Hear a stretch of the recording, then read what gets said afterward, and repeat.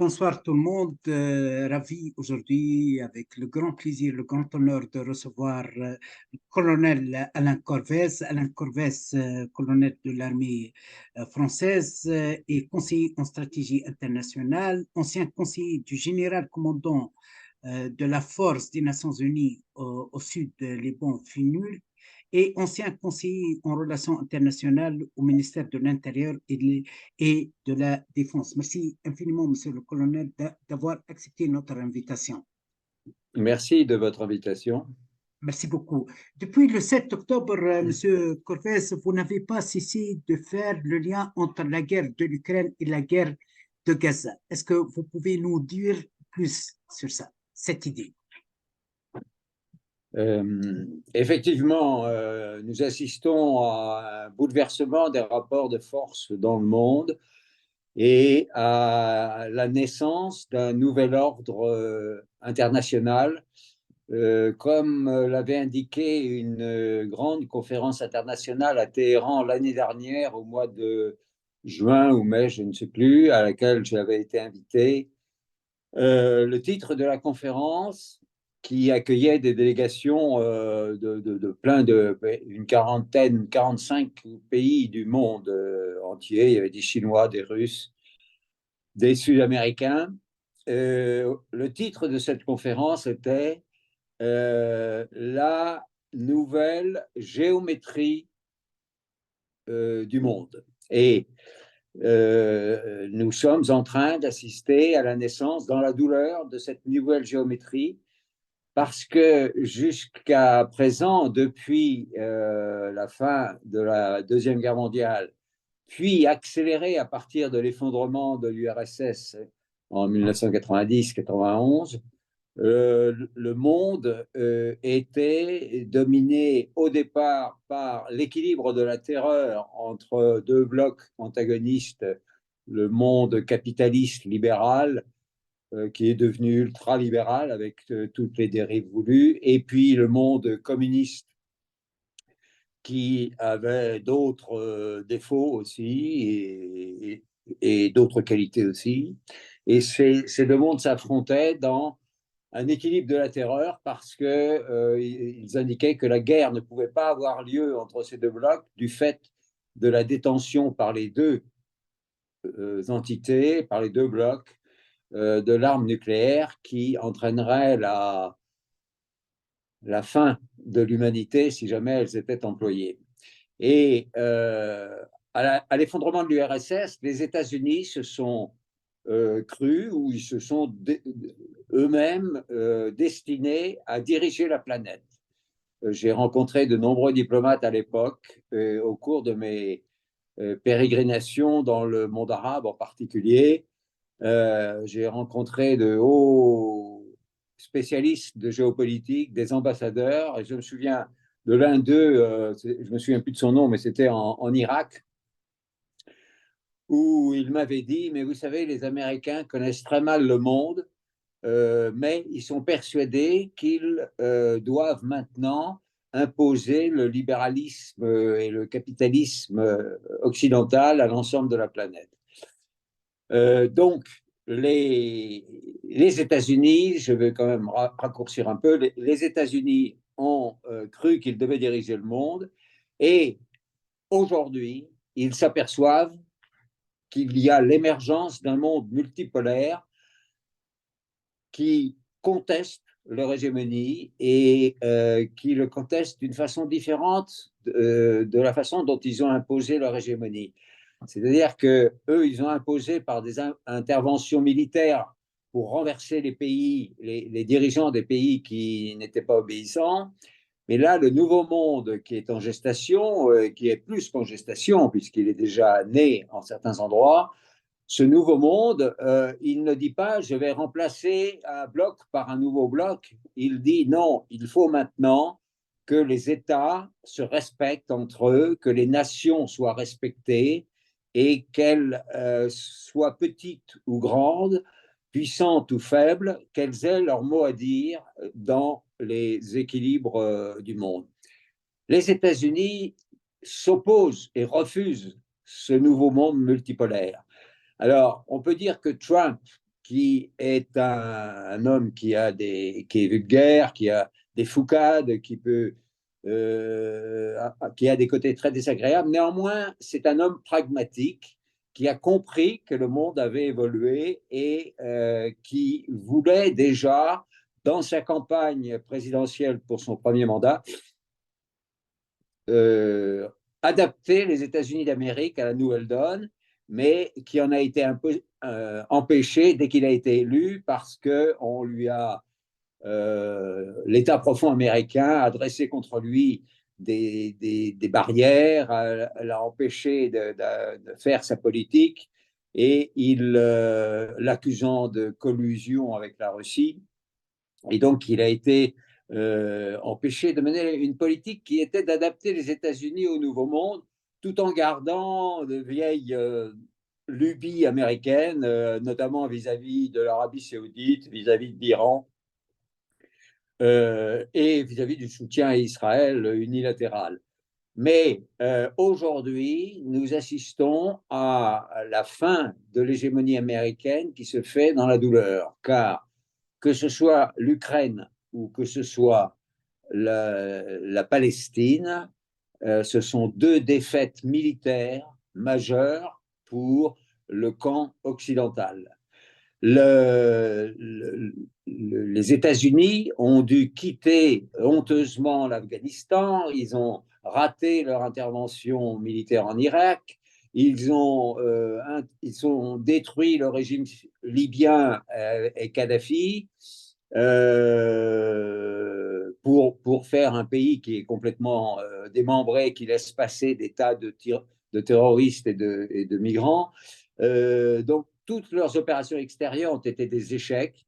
Et aujourd'hui, ils essaient, en prolongeant la guerre en Ukraine, en prolongeant la guerre en Palestine, de retarder l'échéance inéluctable qui est la chute de leur domination. Ils ont par ailleurs des dissensions internes énormes et qui s'exacerbent, que ce soit entre les démocrates et les républicains, mais au sein même du camp démocrate, au sein même du camp républicain, ils ont des désaccords, ils ont des problèmes racistes, ils ont des problèmes d'immigration, des difficultés avec leur voisin immédiat, le Mexique, et donc ils sont même menacés d'une implosion, c'est-à-dire une explosion intérieure. Mais je pense que là, ils sont menacés par une explosion extérieure, c'est-à-dire la fin de leur domination du monde. Les BRICS sont en pleine structuration et en plein développement. L'ère américaine est terminée. Et ça pourrait être une évolution toute simple où les États-Unis redeviennent une puissance normale, mais qui n'impose pas sa domination. Mais eux ne veulent pas accepter, enfin l'État profond qui dirige les États-Unis ne veut pas accepter cette adaptation à un monde multipolaire. Et donc, si la guerre en Ukraine se prolonge, c'est uniquement pour cette raison. Ils ne veulent pas reconnaître leur échec militaire, encore que je pense qu'ils vont dans les semaines ou mois qui viennent le reconnaître et dire lâcher leur soutien au régime ukrainien de Zelensky et dire aux Européens, après tout, débrouillez-vous, c'est vous, ça se passe sur votre continent, vous avez mal géré cette affaire, nous, on se retire, on a d'autres chats à fouetter, notamment en Asie. Donc, en Palestine, on a le même cas, car il ne faut pas se leurrer, si Tsahal se permet les exactions ignobles et atroces sur la population civile palestinienne, c'est uniquement parce que Tsahal a le feu vert des États-Unis d'Amérique.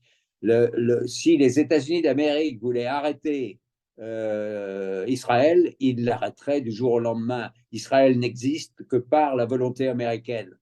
Donc, la continuation des carnages en Palestine sont dus à la volonté américaine de prolonger ce conflit qui est maintenant en défaveur des intérêts américains et en défaveur des intérêts d'Israël, puisque le monde entier a vu le vrai visage du sionisme avec son côté horrible, Et d'autant plus que on voit bien qu'ils vont à un échec militaire avec les Houthis qui contrôlent la mer Rouge, avec le Hezbollah au nord qui contrôle le nord, avec l'Irak et la Syrie qui bombardent les bases américaines dans ces deux pays. On voit bien que c'est à nouveau un échec militaire qui se présente et les États-Unis vont être obligés de le reconnaître à un moment ou à un autre, d'autant plus qu'il y a une grande force dont on ne parle pas beaucoup, mais qui est pourtant peut-être la force déterminante qui va amener à l'échec d'Israël, c'est la diaspora juive mondiale qui ne se manifestait pas jusqu'à présent, sinon par les organisations les plus extrémistes parce que c'était les plus chères, et qui ont les moyens de dominer les médias occidentaux. Je veux parler de l'AIPAC aux États-Unis, je veux parler du CRIF en France, par exemple, mais en Suisse, c'est la même chose et ailleurs. On n'entendait que la voix de ces organisations qui sont fondamentalement sionistes. Désormais, des associations ou des individus, des intellectuels juifs sincères élèvent la voix de plus en plus pour dire nous ne voulons pas être solidaires de ces atrocités et nous nous élevons pour, certains disent simplement un cessez-le-feu, arrêter cette guerre, d'autres pour dire carrément il faut l'établissement d'un État palestinien. Donc, nous sommes vraiment dans une phase terminale de la domination américaine, puisque, je le répète, les États-Unis sont eux qui font la guerre à la Russie en Ukraine, sont eux qui font la guerre à la Palestine et à tous les alliés de la Palestine. Alors, l'Iran est devenu une des puissances militaires les plus importantes dans la région et même dans le monde, au point qu'elle est devenue l'alliée de la Russie, elle est devenue l'alliée de la Chine. Et donc, voilà, la situation est dramatique parce que le lion qui est en train de mourir donne des coups terribles. Je citerai pour terminer simplement l'image qu'un stratège iranien que je connais depuis très longtemps, il m'avait dit il y a 25 ans à peu près, la France n'a plus de doctrine stratégique puisque vous avez adopté la doctrine anglo-saxonne. C'était très vrai. Et il m'avait dit une deuxième chose, les États-Unis sont comme un bœuf à l'abattoir. On lui tranche la gorge, mais il est capable encore de donner des coups furieux avec ses pattes et de faire du mal. Eh bien, je trouve cette image tout à fait parlante parce que c'est le cas. Les États-Unis sont en train de donner des coups furieux qui font très mal en Ukraine et en Palestine, mais c'est néanmoins inéluctable, c'est la fin de leur domination du monde. Monsieur le colonel, vous avez insisté sur la responsabilité morale et aussi même responsabilité militaire aussi pour ces crimes avec 5 mois depuis le déclenchement de la guerre, avec 31 000 victimes civiles assassinées par Israël, surtout 12 000 enfants assassinés par Israël. On parle souvent même des sources, américaines qui confirment la participation logistique sur terrain des Américains par bombardement, par livraison des armes, etc. Mais est-ce qu'aussi on peut parler à propos de la responsabilité de l'Occident aussi? On a vu le soutien moral, politique, institutionnel donné par la Commission européenne, par la présidente de la Commission européenne. On a vu même le soutien, une présence symbolique de la présidente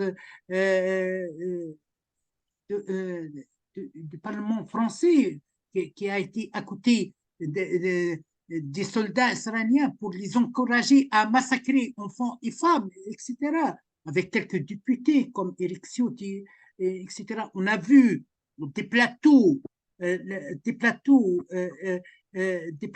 de télé qui légitime ces massacres et appelle à massacrer les enfants, etc. Est-ce que l'Occident aujourd'hui, qui a été instrumentalisé dans la guerre de Russie-Ukraine par les États-Unis, est devenu un serviteur de l'agenda américain?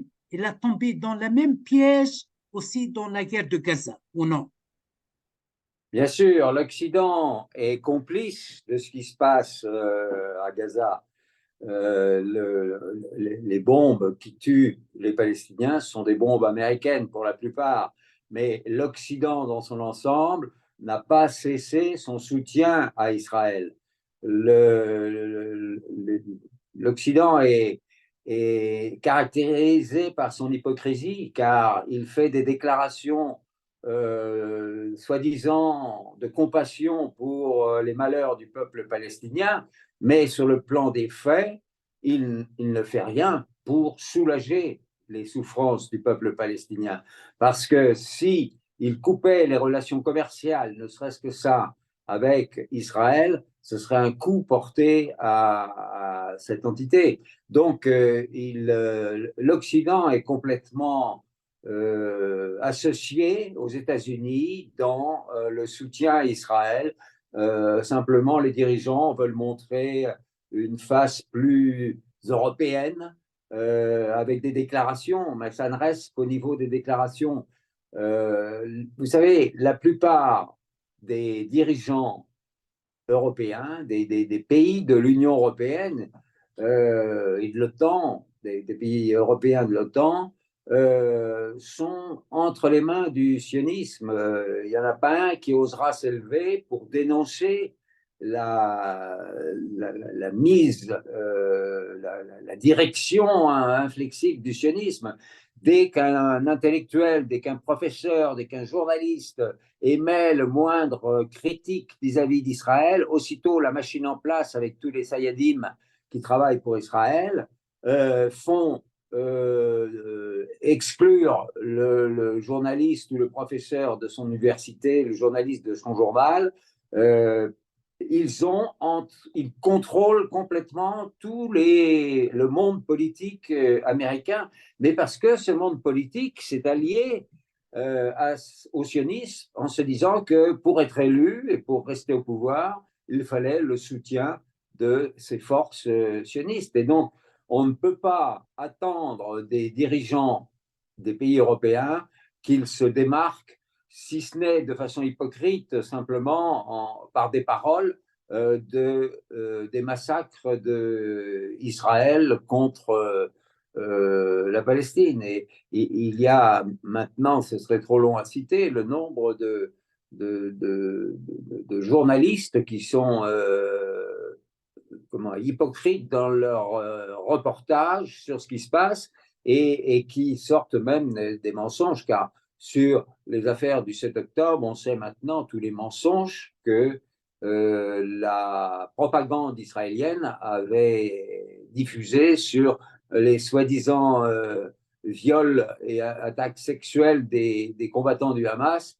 C'est complètement Cette histoire de 40 bébés décapités, oui, et tout. Ouais. oui, mais même, est-ce que vous croyez que les soldats du Hamas qui avaient franchi les barrières de sécurité, mais qui comptaient bien revenir après avoir donné une leçon à l'armée israélienne, est-ce que vous croyez qu'ils n'avaient pas autre chose à faire que de violer les filles ou de décapiter des bébés? C'est absolument ridicule. C'était un narratif qui avait été établi aussitôt par l'armée israélienne et qui a été repris, puisque comme ça venait d'Israël, c'était du pain béni, si je puis dire, et ça a été repris par toutes les chaînes de télévision françaises et européennes d'une manière générale.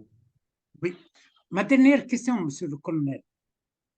Avec 31 000 civils assassinés, et Benjamin Netanyahu peut continuer, peut aller jusqu'à où, d'après vous, avec ces menaces de bombarder à Rafah, de viser les civils non armés, de viser, d'affamer les civils, de pratiquer une sorte de famine ciblée, étudiée sorte de crime d'État, de génocide, avec avec le soulèvement au niveau de l'opinion publique internationale, avec les contestations des juristes, avec des milliers de plaintes déposées pour crimes de guerre contre Benjamin Netanyahu, le président israélien qui a été reçu à bras ouverts à Davos par le conseiller des affaires étrangères suisse, sachant que ce monsieur est impliqué dans des crimes contre l'humanité. Il a signé les bombes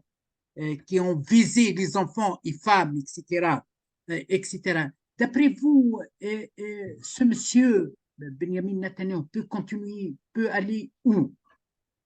Écoutez, c'est une bonne question, mais il est difficile d'y répondre parce que il n'y a plus de rationalisme, il y a plus de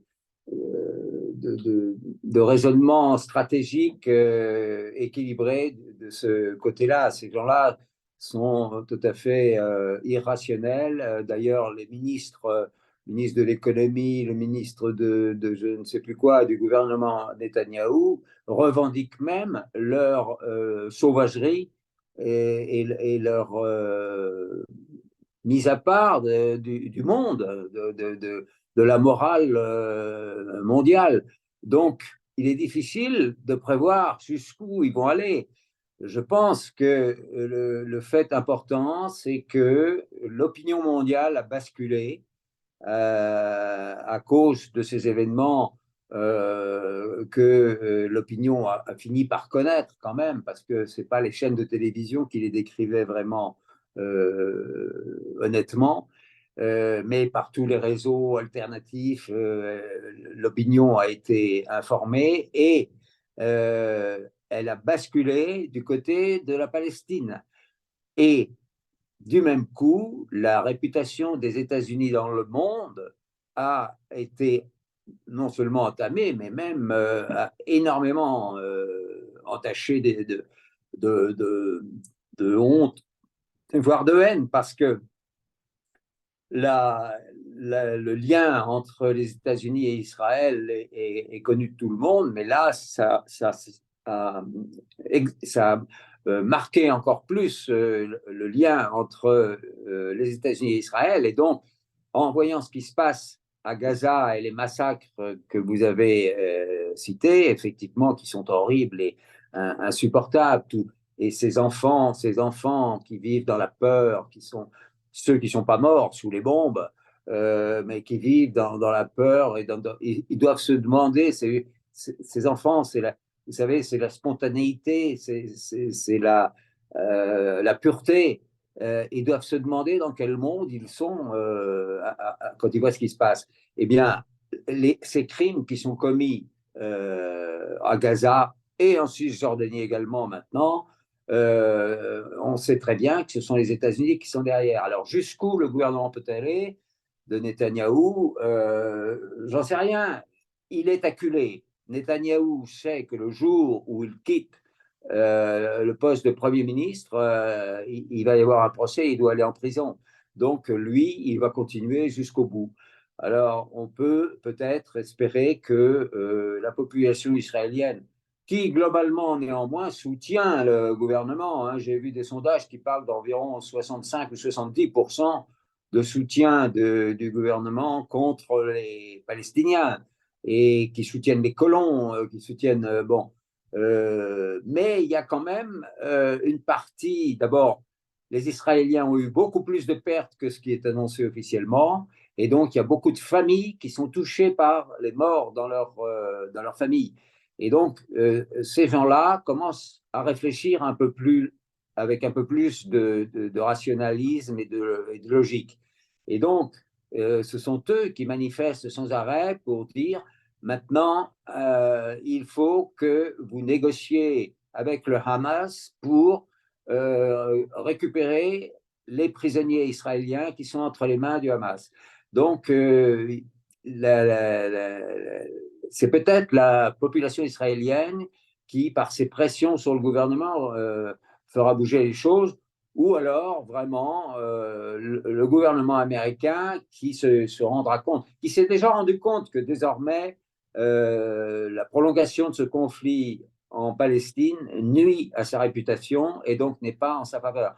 Donc, il est possible que les États-Unis changent leur position de soutien vis-à-vis d'Israël pour imposer un cessez-le-feu et un arrêt, et donc renversement du gouvernement de Netanyahou, parce que dès qu'il y aura un cessez-le-feu, c'est le renversement de Netanyahou, et on mettra en place un nouveau Premier ministre qui sera en mesure de négocier une paix. Mais pour le moment, c'est encore difficile. On voit bien les manœuvres américaines qui larguent quelques milliers de repas par avion sur Gaza pour essayer de faire croire qu'ils sont pour la Palestine, alors qu'on sait bien qu'ils larguent des bombes, que les bombes larguées par Israël sont des bombes américaines et qu'ils continuent à approvisionner Israël tous les jours en armement. Donc, c'est difficile de prévoir ce qui va se passer parce que mais surtout, la il ne faut pas oublier, logique n'est pas là. Mais surtout, monsieur le colonel, je m'excuse, il ne faut jamais oublier les deux vétos de honte qualifiés par l'opinion publique internationale Bien sûr. qui sont opposés à la cessez-le-feu. Monsieur le colonel, ça a été un grand plaisir de vous recevoir. Merci infiniment malgré votre agenda chargé. Vous avez accepté d'être avec nous. Je vous remercie. À la prochaine rencontre, j'espère en présentiel. Merci beaucoup et au revoir. Merci. Au revoir, à la prochaine rencontre. Merci.